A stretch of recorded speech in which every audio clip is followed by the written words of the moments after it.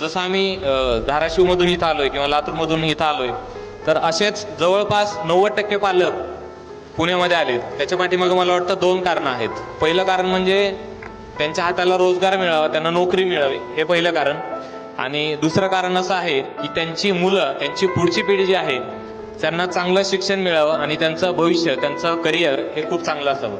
त्यांचा जो पहिला उद्देश होता तो साध्य झालेला आहे. त्यांना चांगली नोकरी, चांगला रोजगार मिळालेला आहे. आणि त्यांचं पुढचं जे उद्दिष्ट आहे, आपल्या मुलाला चांगलं शिक्षण मिळावं आणि त्याचं भविष्य हे अगदी चांगलं असावं.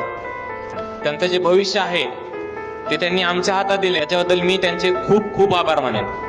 एक आमची विद्यार्थिनी होती, खूप सर्वसाधारण परिस्थितीतून आलेली. तिचे पॅरेंट मार्केट यार्डला हमाल म्हणून काम करायचे.